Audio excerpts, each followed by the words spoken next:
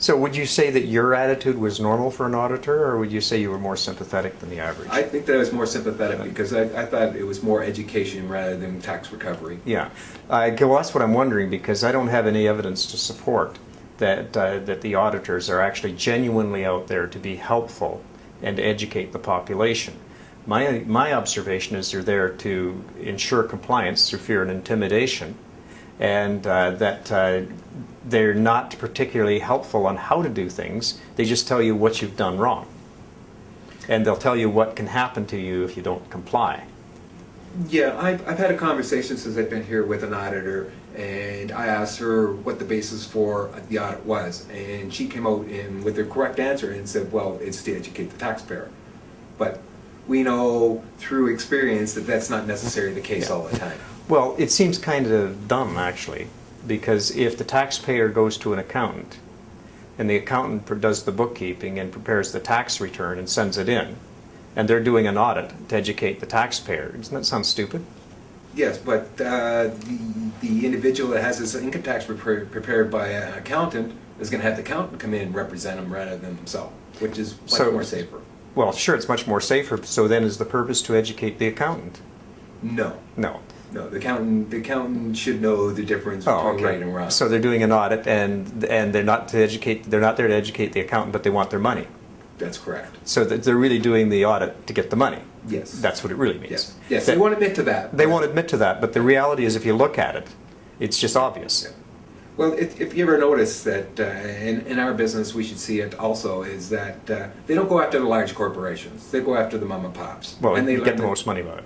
So just think about it, though. What are they called? Mom and pops. Okay, that's true, but the thing that used to be called Revenue Canada is now Canada Revenue Agency. Are they Canada Training Agency or Canada Revenue Agency? Revenue Agency. Yeah. So doesn't it, the bull of saying we're here to educate the population is totally contradictory to their mission? Yes. Yeah. And do they or do they not send the auditors out with an expectation of profit? Expectation of tax recovery, yes. We would in business call it profit, but yeah, yes. Tax recovery. Yeah. Okay, so they're very obvious about getting as much as they can. Yes. Okay, so now somebody gets a 30-day letter, then they send in the stuff, and then they get a 30-day proposal letter. And should the person respond to that proposal letter or ignore it? I don't think that they should respond to themselves. I think they should leave that to the professionals. You go in, you represent yourself. As I said, this is where they go on the fishing expeditions and they find more and more information that they can use to back up. Okay, so let's go back there. So the person ignores the proposal and nobody goes in. They're going to do exactly what's in the proposal letter. Right. And are they going to deal with that same auditor? On appeal? Yeah, when they file a notice of objection. No, they're not. Appeals is totally different. Yeah, so it automatically goes to an appeals officer, right? Who knows more, an auditor or an appeals officer? Appeals officer. Who would you want to deal with? Somebody who knows more or less? I would rather deal with the appeals officer. Yeah. Myself. So wouldn't it make sense not to even respond to the proposal, because you can file a notice of objection and deal with someone who might know what they're talking about? Well, you don't want to fall into non-compliance. I would suggest that you... But how is it non-compliance if you don't respond to a proposal? I would just say go ahead and do what you're going to do. You're going to do. Why respond? Why not just... I guess it's not necessary to respond. Yeah, there's no... What's in it for you if you respond?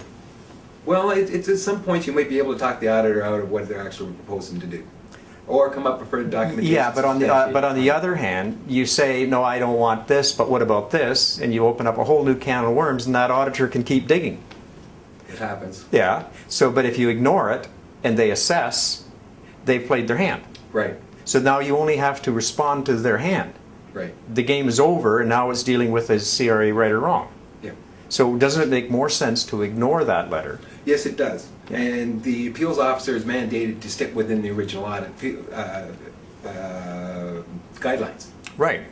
So doesn't it sound like it's a much better game for the taxpayer to deal with the appeals officer than the auditor? Yes. Yeah. So I just look at it and say that letter, you're probably better just to ignore it. Yes. Now, I've had a number of times dealing with auditors when I've said, I think you're being a jerk. Why don't you just assess? And you know what? They don't want to assess because they want to dig more.